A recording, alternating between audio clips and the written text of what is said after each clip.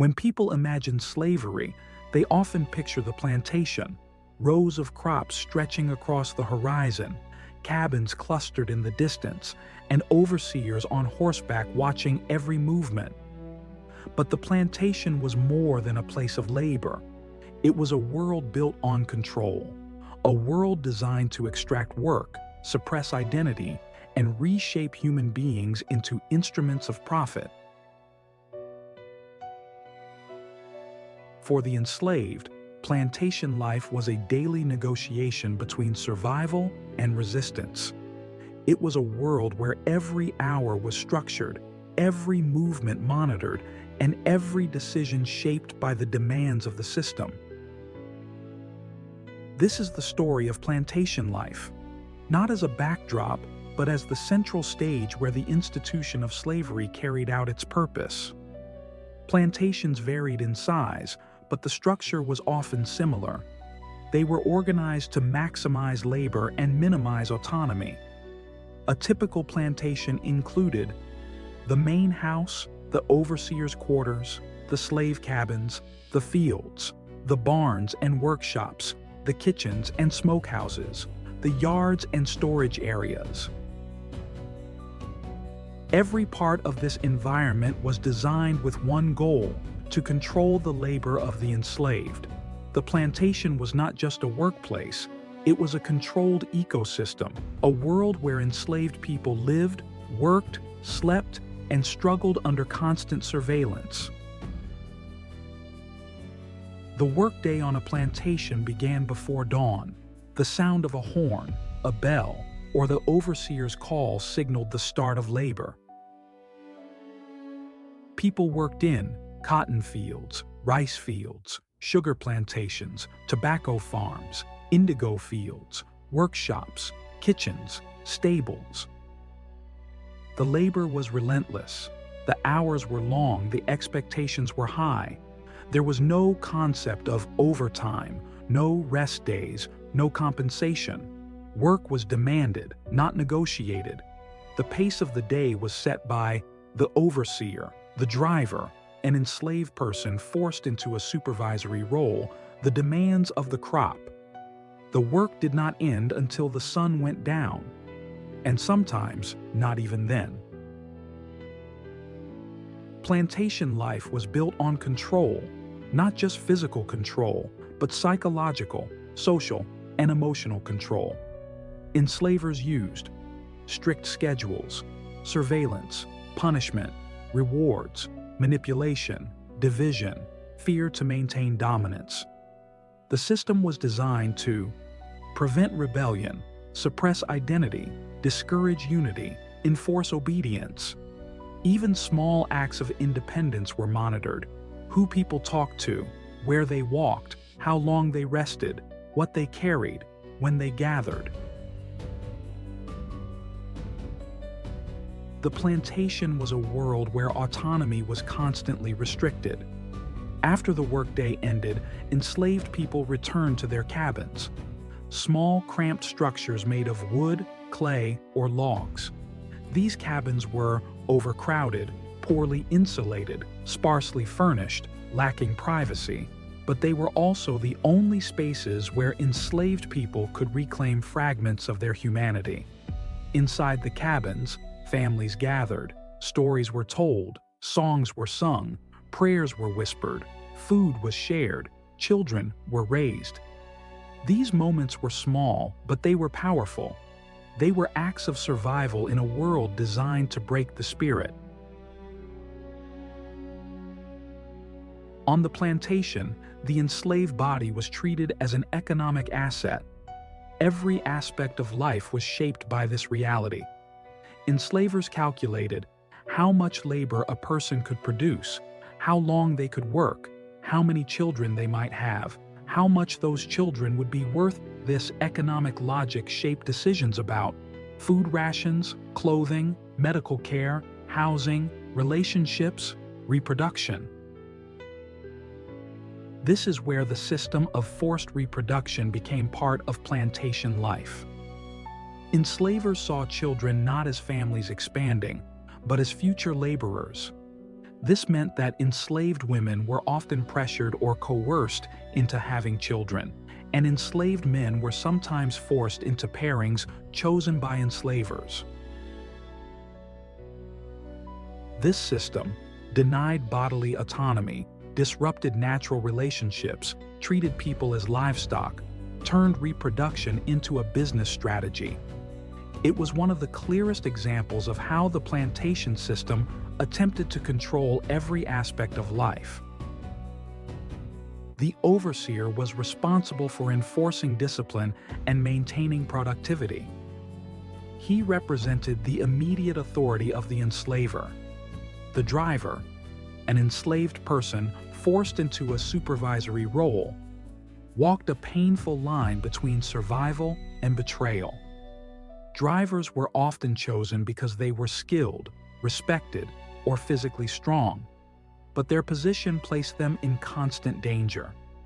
From the overseer, from the enslaver, from the community, from the system itself. The driver's role shows how slavery manipulated relationships to maintain control. Despite the harshness of plantation life, enslaved people found ways to survive and resist. They resisted through slowing down work, breaking tools, feigning illness, preserving culture, teaching children, forming families, practicing spirituality, sharing knowledge, escaping when possible. These acts were not small. They were powerful expressions of humanity in a system designed to erase it. Plantation life was built on control, but enslaved people found ways to reclaim pieces of themselves, pieces that would become the foundation of African American culture. Plantation life was not just labor. It was a system of control that shaped every aspect of existence. It was a world where people were treated as property, where families were manipulated, and where identity was constantly threatened. But it was also a world where resilience grew, where culture survived, where communities formed, where hope refused to die. This is the story of plantation life, a story of suffering, survival, and the unbreakable strength of the human spirit. Plantation life was built on control, strict schedules, constant surveillance, and a system designed to extract labor and suppress identity. But even in the harshest conditions, enslaved people created spaces of humanity. They built communities, preserved traditions, nurtured faith, and found ways to survive emotionally, spiritually, and culturally. This is the part of the story that textbooks often overlook: the inner world of the enslaved, the world that kept them alive. It was a world of whispered prayers, shared meals, stolen moments of joy, and quiet acts of resistance. It was a world where people refused to let the system define them, a world where culture survived, even when everything else was taken. This is the story of survival, faith, and community on the plantation. Despite the system's attempts to isolate and control, enslaved people formed strong communities. These communities were built on shared suffering, shared resilience, shared culture, shared hope. People supported one another in ways that the system could not prevent. Caring for the sick, helping raise children, sharing food, teaching skills, offering emotional support. These acts were not small. They were the foundation of survival. Community became a shield against the psychological weight of slavery. It reminded people that they were not alone, even when the system tried to make them feel isolated. Family structures on plantations were often disrupted by forced separations, but enslaved people rebuilt families in whatever ways they could.